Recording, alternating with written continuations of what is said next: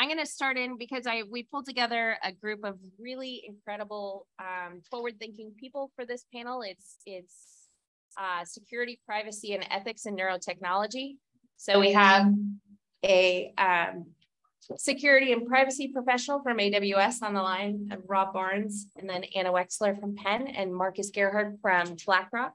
But maybe I'll let the three of you guys introduce yourselves and position yourselves within the context of this discussion, and maybe we'll start with Rob. Hey, good afternoon slash evening. I'm actually I'm out of the DC area, so it's dark here early. You could say it's dark here an hour earlier. I'm a principal consultant with AWS Professional Services. I work with higher ed institutions, academic medical centers, research computing groups, schools of health and medicine, to help those institutions meet their risk requirements and their compliance-based requirements in the cloud specifically.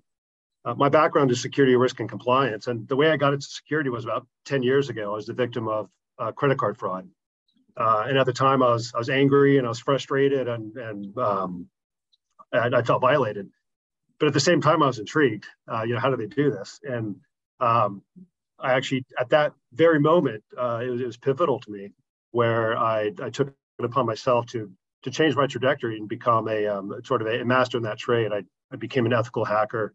And since then, I've made it my mission to prevent that sort of thing from happening to others or customers, in my case, to ensure that they don't fall victim of similar types of threats.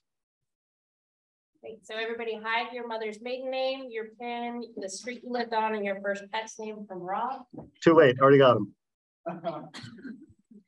Great. And thank you, Dr. Wexler. Maybe you can introduce yourself. Yes, hello everyone. Also feels like nighttime over here on the East Coast. So I'm an assistant professor in the Department of Medical Ethics and Health Policy at the University of Pennsylvania. I've been studying ethical issues related to neuroscience and neurotechnologies for about a decade now. My early work focused on how communities outside the mainstream, like do-it-yourself brain stimulation communities, were using neurotechnology and non-invasive neuromodulation in ways that the creators of that technology had not initially intended. And through my work on that, I got into studying direct-to-consumer neurotechnology, so thinking about the regulation, looking at the overall landscape and some of the ethical issues. And now I do work, I continue to do work in that space, but also I work with researchers, some of whom are conducting first-in-human trials of invasive neuromodulation devices. And I work with them to think about ethical issues in their work. Also think about the ethics of intraoperative neuroscience research, so when there's studies going on in the operating room. So sort of spanning the gamut of a variety of kinds of ethical issues in neuroscience and neurotech. Fantastic, thank you. And Marcus, you're not first in human, you're 30X now in human. Tell us about your background and your interest in this space. Hi, Marcus Gerhard. I'm co-founder of BlackRock Neurotech. We are the leading brain-computer interface company in the world. And we say that because we are, as Jojo just pointed out, now in the 36th patient since last week. Congratulations to that particular center. I think it was Cleveland. But the 36th patient using a brain-computer interface. Our patients have shown a variety of things, all in line with our vision of making people walk, talk, hear, and see again, restoring function to those who have lost it. But as a leading brain-computer interface company in the world and dealing with a variety of competitors, including one funded by a rather nefarious billionaire, the ethical question has always circulated around BCI and neurotech. But for my co-founder and myself, given our German heritage, it's always been a question that we had to ask. While we have always pushed this to enable patient impact, we are under no illusion that the technology we push forward every day could also be used for other means. And so this question has always been very core to our endeavor, even as entrepreneurs. So I do want to point out that nefarious or bad actors or people with ill intentions, they don't even have to hack the BCI portion of what you guys are working on. They can step in at another intersection too. And that's where, Rob, I want to ask you, we in this room on this side of the equation tend to kind of smush privacy and security together, and we sort of mumble it because it's a whole ball of wax that we know we need to pay attention to, but I'm not sure that everybody's really fundamentally understanding the intricacies. And so maybe you can break down for us the differences between privacy and security, and why we should stop smushing them together as one concept. Sure. Yeah. So privacy, strictly speaking, is it's a matter of protecting and safeguarding access to personal information from inadvertent exposure or unauthorized disclosure. Security is a way of actually implementing the controls to help to help the safeguards. So there can be this fallacy where if you're focused strictly on privacy, you're potentially doing so at the expense of security, or if you're focusing strictly on security, you could potentially be doing so at the expense of the privacy. And in fact, HIPAA has a very strong opinion about the two. There's a certainly we're familiar with HIPAA. There's a security rule and there's a privacy rule, and they're separate and distinct. There are other frameworks compliance frameworks as well that are similarly opinionated, as opposed in terms of what privacy is and what security actually is. And in fact, especially germane to this conversation, GDPR, for example, the European Union General Data Protection Regulation, may apply to clinical trial data, whereas something like the CCPA, the California Consumer Protection Act, may not have realm over clinical trials. However, despite what their opinions are on privacy regulations, the security requirements are functionally equivalent. So even though they have different ideas about what privacy actually is, the security controls are functionally equivalent. So it's important to keep those things in mind. And when we talk about compliance and privacy, that's where laws have very strong opinions about what to do. And then the security side of that is ensuring that those things get done and are often the technical controls to enforce those privacy requirements. Thank you. I'm going to call on you in just a few minutes to sort of give us the Cliff's Notes version of some of the GDPR and other concerns that you just mentioned. But I want to go to Anna for just a second first. You're living and breathing the ethical concerns and considerations for this field every day. And I'm sure as it's percolated to the top of mind and everybody's got ethics on the agendas these days. And what do you see as being the hot topics in our space these days? So I do live and breathe this stuff, but it's fun. So I like living and breathing it. So I'll tell you the few things that I think about probably on a daily basis and that I talk to people about. So the first is post-trial responsibilities. And so, and this is especially for implantable devices, right? So what obligations do we have to participants in research studies, to support the devices that, sponsors and others have implanted in their brains, who funds those things, right?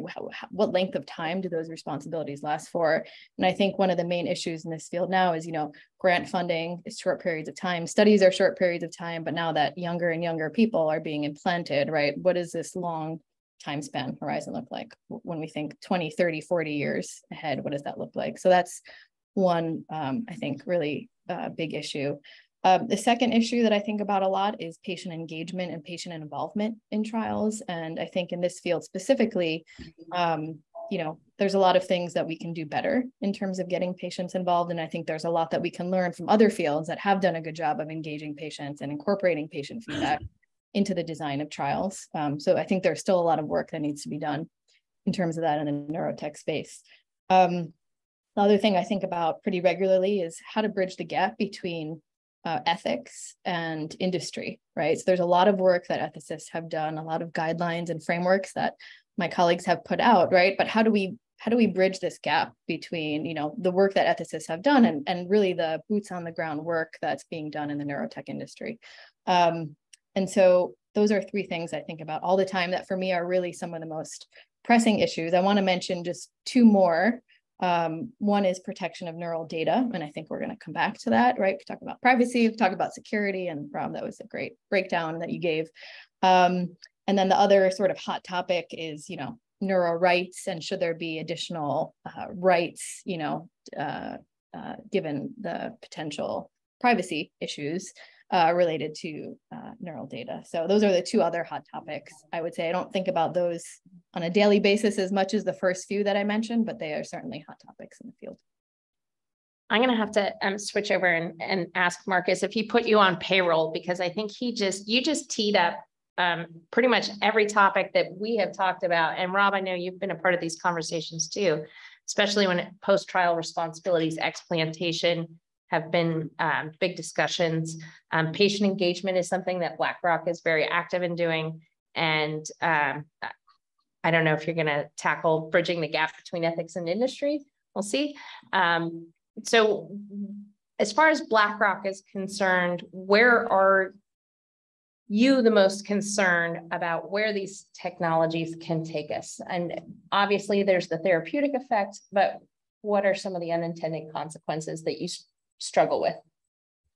It's a great question and could be a very, very long answer, but I'll try to keep it succinct. At the broadest level, and here I give you a chance to be scared briefly, what we're looking in terms of this technology is mainframe, PC, cell phone, and what's next? Well, what is next is brain-computer interfaces. That's it. Now, you might not think so, and PC didn't think so. Mainframe didn't think so. They didn't see PC coming. And PC didn't see cell phones coming. But in the end, it's all about data and how we interact with that data. And while I think we as humankind are defined by our two opposable thumbs, I, for one, do not believe we're always going to communicate that way. It's just too limiting. So the future at some stage or other is a brain-computer interface. And now that leads us to think about all sorts of things. Really, I mean, your imagination is the limitation there. And unfortunately, what happens is two things. One is one part of the population fears it. And they fear it because they think it's an uncontrolled process to there. They think, in fact, we've already departed and we're now on an uncontrollable development towards this future, nirvana or hell, whichever way you want to look at it. I don't think that's the case. But the second issue is that some people, early adopters, start envisaging that, start trying to move towards it. And because there's not necessarily a commercial underlying rationale for it yet, they will do things that may risk what the rest of us are trying to do. So as you push for advancement there, the biggest thing I fear is that we will halt and stop what this technology can do today to people with neurological disorders and or other medical limitations. So restoring function, making people walk again. And by that, I don't just mean step out of a wheelchair, being a tetraplegic patient and walking again. That's number 8 on their list of priorities. But among the number 1 and 2 is communicate again. Among number 1 to 4 is sensory feedback and restoring sensory feedback. Well, our technology has shown all of these things. We have Nathan Copeland, who moves a prosthetic arm, fist bumps Barack Obama, shakes his hand, and then because there's sensors in his hand, feels the temperature of Barack Obama's hand. And he says, oh, your hand is warm. This is restoring sensory feedback. From my perspective, we have an ethical obligation to provide to tetraplegic patients. And my fear is that we will do things on the technology side and people will endeavor forward as we tend to as human beings. And something will happen that will scare all of us so much that we will lock down and stop this technology from having the impact that it can have even today in the medical field. So that would be my biggest fear right now. Okay. So I think most people engaged in this conversation from our side of the room, we're probably more comfortable with where we are and where we're going, and definitely more aware of where we've already been. So when the general public hear Elon Musk, sorry, but it's a thing, when they hear or read the clickbait headlines of what Musk is saying and doing, or even just watching Black Mirror, they have this perception that's kind of distorted that says, oh, that'll happen someday. When if you look at Black Mirror and break it down, almost half of the technologies that they're envisioning as future applications are already in existence to some level today. And there's a lot of misunderstanding in the general public about where we are and where we're going to go. And the driving force tends to be fear of the cyborgization of humanity. So how do you address these sort of overblown, and this is for all three of the panelists, how do you, when you talk about this field to lay people, how do you allay their fears or address some of their overblown hyperbolic concerns? I'll take a first stab at that. I don't know who here has kids, or kids that are teenagers. I have them right now, two 13-year-olds and an 11-year-old. And the way they behave, I don't understand it. I just don't get it. Their behavior is already being influenced by the technology around us in such a fundamental way that from my perspective, an implant isn't going to make jack difference. They respond to social media, stimuli and influences. They respond to data about their being available that nobody ever had for me. They do now because I start joining the same apps and the same technology that they're doing. And now somebody has that data. And so from my perspective, we have way gone past that spot. Anyway, the implant makes no difference. Whether somebody now has access to your neural data or not, from my perspective, isn't that much of a difference anymore. A simple smartphone will already give them, when do you wake up? When do you go to bed? Where do you go? Where are you? And all the rest of it. The question I think we need to be asking instead is not, does this or that device give anybody else more or less control over it? I think the question should be for us as a society, not what this technology does to us, but what we do with this technology. And so from that perspective, we felt an obligation to create, as a business, a startup business, really, still raising funds to get to full commercial traction. We felt now was the time to create an ethics advisory board. Like, why would you do that at that stage of development? Sure as hell wasn't on the list of investors' requirements, but we felt it was critical because we feel that in our nascent industry, we need to be we are part of society. We can't just leave it to others to do. And we need to start setting the questions, and I've loved our interactions where it's mainly questions at this stage, not a lot of answers yet, but is to start to define what is this technology going to do for us and how should we regulate this technology? What standards, if any, should we create for this technology so that as we go into this future, we are driving it rather than the technology or bad actors, as you say, driving. So Anna and Rob, he teed that up actually elegantly for both of you. So I'll let you fight over who goes next. I can jump in if we're going in the reverse order here. So, so one thing I'll say two things. So the first is that, when I give talks about thinking about ethical issues, I always suggest that we ground them in sort of a temporal framework, right?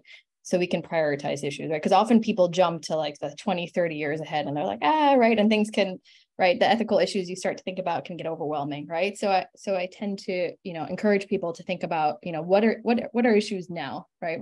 What's here now that we need to deal with? What are the issues that we want to be thinking about that we see on the horizon, right? Like near term, these are definitely coming down the pike, maybe 3 to 5 years. And then what are the future issues, right? Like maybe 10 years plus, maybe even never, right? And so thinking about it in that way can help sort of, can help ground what we think about. And so that's what I tend to do. In terms of public communication, I think it's really important to, there's a lot of hyperbole and hype in this space, as we all know. There was a New York Times Magazine article from a year or two ago, and I remember the subheading there was, are our daydreams safe? And I've written back to that, I've written op-eds basically that are a little more skeptical about the technology and when it'll be used, that sort of try to, again, ground things a little more, right, in our reality. And I really liked Marcus's point just there, right? Again, there's so much data that's being collected about us. There's so much that can be inferred about us from all the data that we have now from my phone, from, my search history, from my emails. There's so much that can be inferred about us that I'm not sure that neural data is any scarier to me than, everything I'm already giving up using current technology. So I think just staying grounded about that point, I think is really important. Yeah. It's funny, privacy degrades on a gradient. I think there's sort of this artifice around how we value our own privacy, our own information. We covetously guard to whom we give our information and under what conditions. But like Marcus pointed out, my watch is collecting where I am, what I'm doing. It knows my rhythms of the day and where I am at any point. And we do this voluntarily. And what we've seen historically is that industry is a horrible steward of data privacy. You can sign any sort of user agreement on any app or website, and you're essentially signing away your firstborn. In my case, that actually worked out well for me. My firstborn was very ill behaved. So, and that's why something like GDPR and other privacy-based regulations were born, because not only is it a matter of how are you protecting my information, but how is it used? With whom are you sharing this information? And critically, some of these more strong-armed privacy requirements include things like the right to be forgotten. Hey, Google, erase every piece of information you know about me. Or this notion of send me all the information you have about me. And that's very specific to different sovereignties. But over time, in the fullness of time, I don't think it's unrealistic to expect other governments or other sovereign entities to step in and establish these requirements that stipulate companies must forget you if you so request. But that's a very small population of users who know that kind of rule exists, and two, how to actually do it. So we culturally, socially, we need to do a much better job of understanding our own consumer rights, because they're there. And unfortunately, we need a government, ironically, to help protect us from that. Just a quick survey in the room. Has anybody ever solicited or requested what information anybody is collecting on you? Have you ever requested that from a service provider? We have one. They don't make it easy. Yeah, we have one. And anybody asked to be forgotten. Well, what's frustrating is that it's tempting, right? It's like this Tantalus, right? That says, hey, click this, to get all your information. But then you have to demonstrate your residency. So if you're not a citizen, or if you don't, a citizen of California, they're sorry, can't do it. So that's where, again, in the fullness of time, we'll see an aggregation, I think, of these types of requirements or these types of regulations. Right. And so, Anna, back to your methodology of grounding people in the near term. The future is essentially the outcome of every decision we make today. So what do you see are the concrete near or short-term challenges that we should be paying attention to so that we don't create a future we're going to regret? I wish I had a very easy answer to that very big question, but I don't. So I think, in addition to the topics that I mentioned earlier, I see two kinds of challenges. So one, and I think about one in terms of the, consumer neurotech, and one in terms of more of the medical neurotech. And I think one of the challenges that, I keep seeing in the consumer neurotech space is that there's, and so this, I'm thinking of as companies who are developing new technology, not necessarily for medical purposes, but, new ways to capture brain data.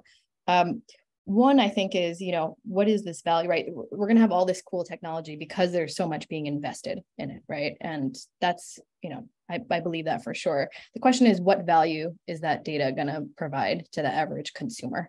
And that's a question I don't see really addressed very clearly that often, right? Like, we're going to have all this data.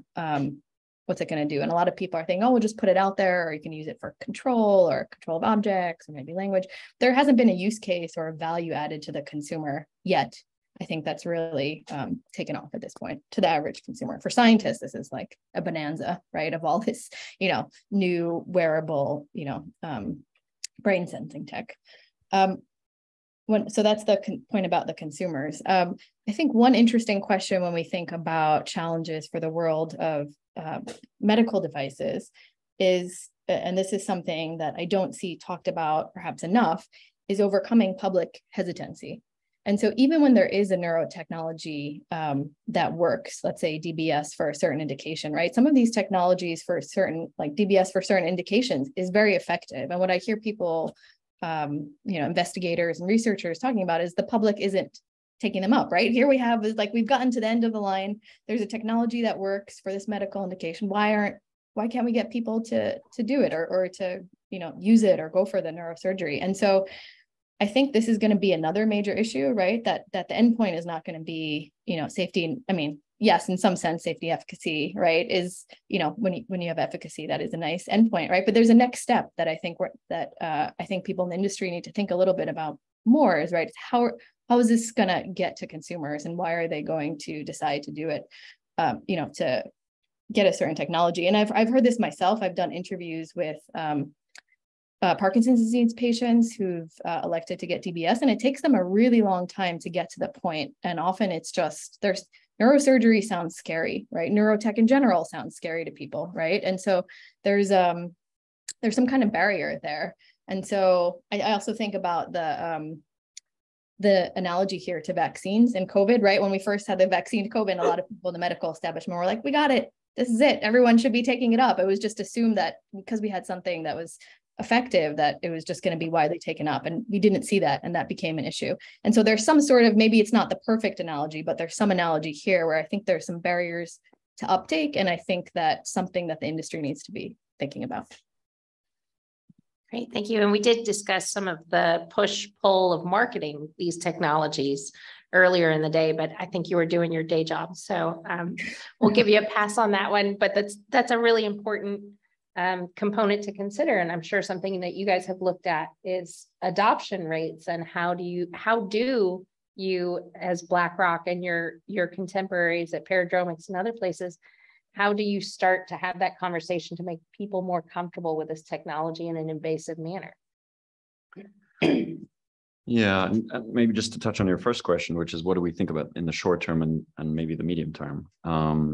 And at the end of the day, I'm very pragmatic on this front. Short term, it's quite easy. Do we give a locked-in ALS patient the ability to communicate again? Yes. Do we allow aphasia and tetraplegic patients to communicate better and not require a healthcare worker in the room all the time with an open speller, because that way they can't have a private thought?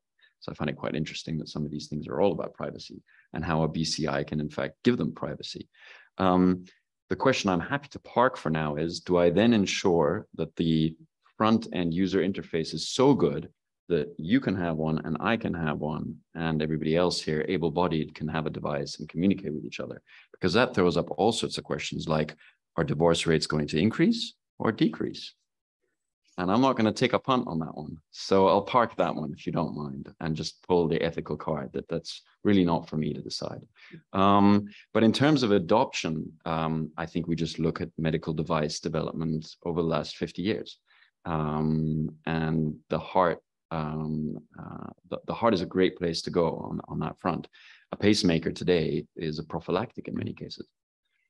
I don't hear a lot of people complaining about that and the invasiveness, because the last time I looked, it's pretty invasive. It's in the heart. It's not like sitting somewhere out here doing its job. We have that notion for the brain, but I think largely because we're just not used to it today. And that's already changing. If you count the number of people who get spinal cord support through devices on peripheral nerves, if you look at cochlear implants, I think there's now 300,000 patients. If you look around, watch people come into an airplane, I like doing that, and you look at behind their ear and you'll see more and more people. The more and more that happens, the less people will have a concern with the invasiveness. Of course, it's a struggle for us bringing a technology to the market, but I think we can work with that. And as long as we continuously try to reduce the risk of that perceived invasiveness of the surgery and increase the reward, I think we're doing our job. Where it starts becoming really difficult is when, for example, the Ethics Advisory Board poses the question, okay, you're pushing for this to be in human patients, to make your point, to get more investors and or get to a point where it's commercially viable. But you also need to put some money aside that if it doesn't work and you're not successful, somebody's going to pay these poor patients to keep their devices. And I know a couple of people in this room have like gone on exactly that trail, tried to push something into the market and just about made it.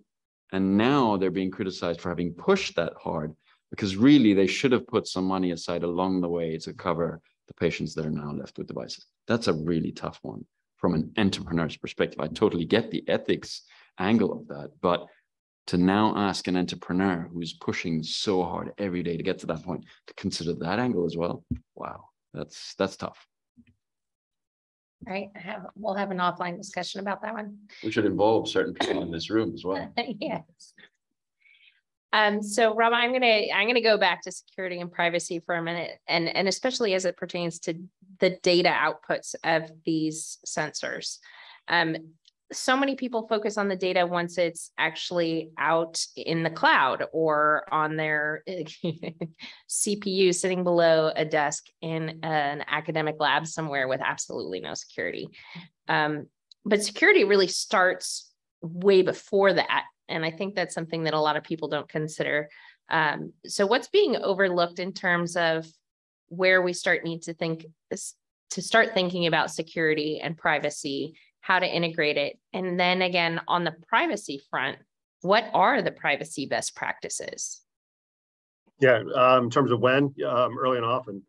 But it is tempting to focus on a device, on a physical thing, like a wearable or an implant. But really, those are part of this growing chorus of the Internet of Things, not unlike cars, refrigerators, or luggage tags. Right? They're useful if and when they transmit information. So the value really is in that data. So while the device itself might contain proper security controls and mechanisms, they're only useful when they start to transmit that data somewhere else for processing and for analytics, either in the cloud or otherwise. Once the data leaves the device, though, that increases the threat landscape considerably. With the device, like the thing itself, it's that the threats are physical and they're localized. But once the data leaves the device, then the attack surface of the system just increases exponentially. So the device then becomes this many tentacle thing with data that's just trying to escape, that's trying to be discovered and noticed. And it's easy to overlook, these different threat vectors. So it's critical early to consult with, members of the hardware domain, security domain, cloud domain, in addition to, compliance experts that you're hopefully already working with now. Because to do so afterward is incredibly difficult. To bolt security onto something, either on a device or on a system, is almost infinitely more expensive and complicated than doing it at the beginning. I'll give you an example. I was working with a healthcare customer. It's a hospital that they're trying to modernize their system, and they were trying to take some of their hospital equipment and connect it to the internet or to other networks in ways that these devices hadn't been designed to do. And so to meet their even forget about compliance, but best practice security requirements, they had to retrofit security onto these devices, and it added tremendously to the complexity of the system and certainly to the cost of the system. So it's critical to as a system or as a thing is being designed or developed. It's critical to sort of think around corners and try to anticipate how this thing might be used, and while that might be difficult in itself, it's important to ascribe security best practices to a device, to a system, and that starts with consulting security experts in their respective domains early and often, because it can make acquisition, implementation, general availability that much harder if you're trying to apply security after the fact. All right, so assuming that excuse me, it's not COVID, it's just pneumonia. Don't mind me. Assuming that we've all now built in our security from the beginning, and it's not an aftermarket add-on, and data, it has the potential to be monetized. I think there was a point earlier in our conversation earlier today that we're collecting all this data. We don't know if we need it all, but are we collecting enough data? And is that data coming from a wide enough sample of populations? Are we missing out by not collecting enough from underrepresented populations? I'm going to start with Marcus on that one.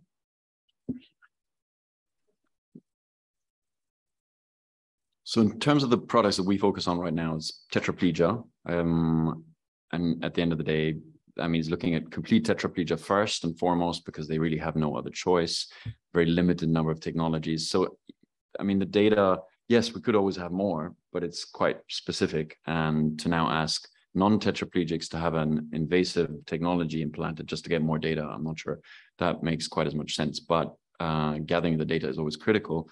The importance is then adapting it from patient to patient. So what we're seeing is just an enormous uptick in AI and deep machine learning working in the application and the efficacy of the product when we take it from one patient to the next. So the first patient takes 9 months to train on something. The second patient takes 3 minutes. And that's down to the specific data. And how could that get even better? Well, system to more data, sure. I think going beyond that to then hearing loss and then other applications in terms of neuromodulation, sure, getting more data is useful. But in the end of the day, we have to start somewhere. And I think overall, at least most people here are sort of the converted in terms of saying and thinking that we just need more data to deploy far more personalized medical approaches. What we've done so far in medical healthcare is, I don't know, I liken it to civil engineering.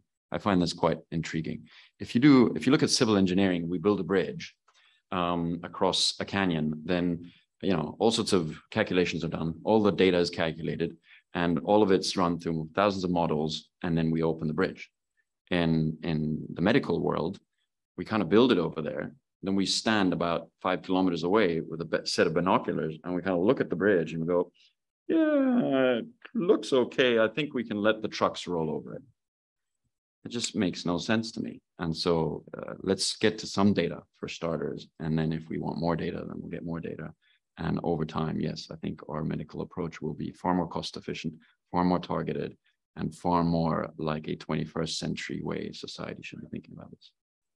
All right. And I think in terms, excuse me, in terms of the diversity of context and people contributing their neural data, I think I'll let you slide on that because we are limited to 36 people out of a world of billions. So we'll let the math go on that one in your favor. But Anna, I think that there are probably some things that you encounter that have some guidance or you know, some places where we have opportunities to collect more diversified data from people of different backgrounds, ethnicities, all the other things that make people different. What do you encounter? Yeah, so I think that's a really important question. And I probably should have included it in one of the first, you know, when you said, what are the major topics you think about? This is one I think about a lot. And so I think, you know, we've recognized that this is an issue. And I think we need to do a lot more work in this space. The problem is we don't have good solutions, right? And so when I think about the problem, I think it falls along at least 3 lines. So first is who we're including in our trials, right? And it's not enough to say, oh, we're going to try to include this population. You know, we want to, right? But in practice, it's actually really challenging to include underrepresented populations. And that's for a whole lot of reasons, some of which we understand and some of which we don't, right? So one reason is if you're, you know, an academic medical center or a company, let's say in Seattle, which is, you know, very white or a different location, right? That doesn't have a hugely diverse population. It's where do you recruit from, right? You can't recruit from a city that's like 5 hours away or do that at least very easily without opening up another site, right? It's messy and it's really complicated and there's no easy answers. And again, I don't think we have good solutions yet, but it's something that I think there's a lot of work to be done in this space. The second piece of this is that, you know, thinking about not just in terms of who's recruited for our trials, but who's on the teams, right? What's the makeup of the companies? What's the makeup of academic investigators, right? We know that the more diversity there is on the teams, the people who are developing the technology, the people who are asking the questions, right? the greater the chance that a product, that the right questions are going to be asked and that a product will be, more available to larger groups of people in a more inclusive sort of way. So I think that's another issue is, right, who's on these teams and how do we make the teams themselves, the research teams, diverse? And then the third point is the technology itself, right? So there's been studies showing that, EEG electrodes, right, are not as easily applied to the scalp of African Americans who have thicker and coarser hair, right? The data, it just might be harder to put them on their head, the contact is not as good, and might not collect as much data or as good data from those populations. And so, a third thing that one of my colleagues is working on is actually looking at the tools of neurotechnology, right? And seeing who's being left out by just the very way that these tools are designed. So I think there's a lot of opportunity, I'd say, for improvement along those three lines. And Rob, I know you just want more data, more and more and more data. I don't want the data. I have no use for the data. And actually, before I respond, I feel obligated to say, so Marcus, you mentioned the bridge. So quick anecdote. I don't know if this is true or not. I'll just keep repeating it, and I think I'll start believing it. A friend of mine was a structural engineer in college, and he said that back in the day, Russian bridge builders, to demonstrate the fidelity of the bridges, would have to stand under the bridge before they opened it to the public to demonstrate that it could sustain its maximum load. So that's, you got to be all in for that. So in terms of inclusion, one thing that I see is one trend that I've seen industry-wide is the use of machine learning. And I don't know, I think it's pervasive enough now that I don't think we can continue to call it a trend. But one of the critical things that we have to take into account when applying machine learning and building machine learning models is that, the models are based on historical data, and the models are, there's nothing magical about them. They're often used for, predictive analysis. Given some future data, what is going to be the likely outcome, the statistical likely outcome based on historical data. And if that historical data has some amount of bias in it, if some population or data elements are overrepresented or underrepresented, then the analytical predictions are going to reflect that. And so it's easy to say, this is my population, but then that's sort of this self-sustaining kind of bias, where the predictions are going to continue to generate that same bias, which will then feed into the model again as that model continually learns. So it's imperative that we continue to share that message, again, with my customers as they continue to use machine learning capabilities in the cloud, is to ensure that the populations, and not the anticipated populations, take into account different types of representation, whether that's demographic, economic, whatever the case is, so that the value of those data models isn't specific to or constrained to the historical data or to the small population of users. Great. And I think mostly because I'm about to lose my voice, and also because Jim's trying to tell me I'm almost out of time. I think we have time for one, maybe two questions, if anybody has anything.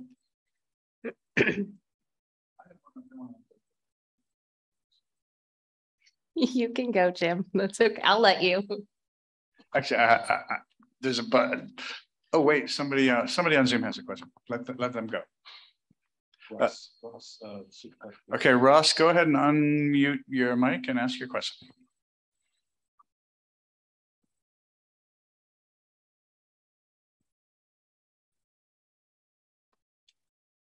I'll recite it for him. So, who do you think owns the data mined from AI over a large population of people? I think this can be answered in different angles. There's certainly an ethical response to this. There's a legal response to this.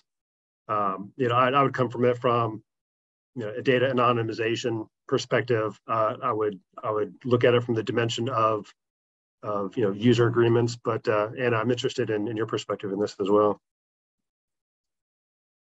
perhaps ethically.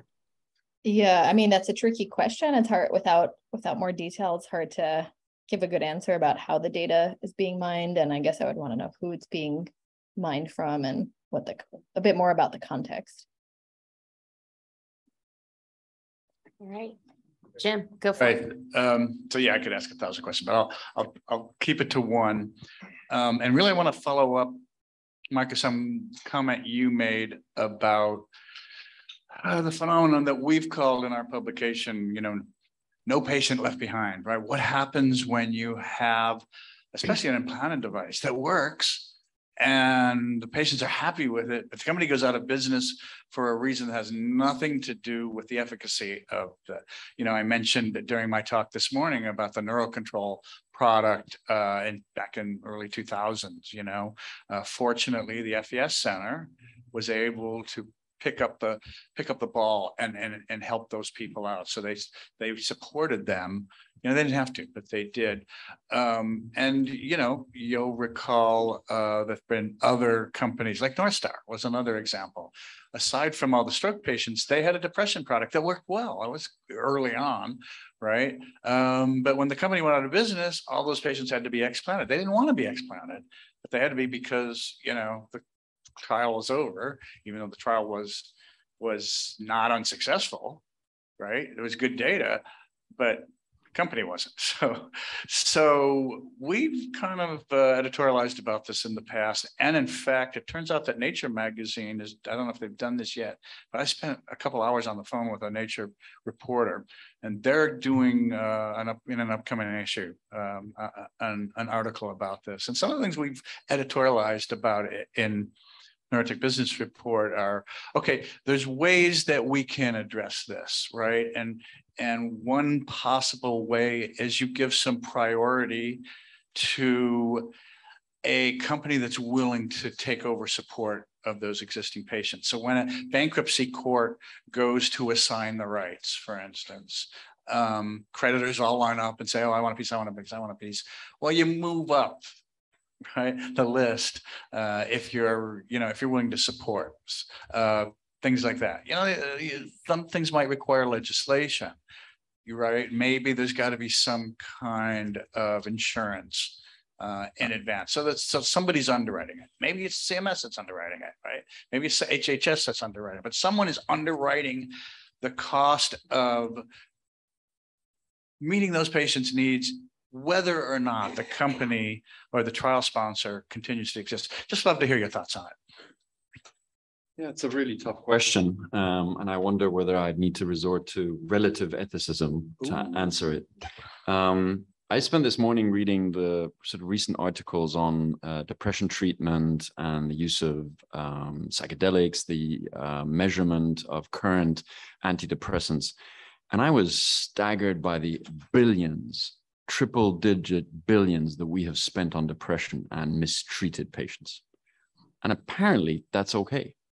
But if ventures go out and address serious impact to those patients, we've got to think about every single dollar and how we're going to keep them going. So I think what I'd point to is this is a societal question, and we should look at the numbers. And we should say, is it okay for society to bear the double, triple-digit billion dollars cost of a depression treatment that is fundamentally flawed? While, to treat a complete tetraplegic, who, by the way, will cost us, society, if they get tetraplegia below the age of 30, $5.7 million. And by the way, they don't like that either. That is a responsibility that weighs on their psyche enormously, that they will cost with very little hope of really contributing positively to society, us $5.7 million. And yet we are not willing to take any risk in finding a solution that would allow patients with complete tetraplegia to restore function, to become useful parts of society. Instead, we worry about getting patients an implant that they then may need to be funded by whomever, right? So I get the validity of question, but I just wonder whether these things need to not be looked at more holistically. And then let's look at the dollar amounts. And I think we'll find relatively clear answers in some of these areas. So your approach of creating an insurance, maybe across society, why not? Well, I love your answer in no smart part, because it meshes well with our final session where we're going to be talking about the relative cost to society of failed or even successful clinical trials on the pharma side versus the device side. And yeah, let's compare apples to apples. Depression is one example. Guess what? Chronic pain, opioid problem. What's that cost? You know, and we're going to talk about Alzheimer's as well. And SCI factors in well. So thank you very much, Marcus, for helping to build interest in our final session. And with that, I'm going to put a cap on this because we have 2 East Coasters that have to go home to dinner. Okay. And I'm going to keep you on schedule because that's my job. Thank you very much, You do Jojo. Excellent session. Thank you very much, panel.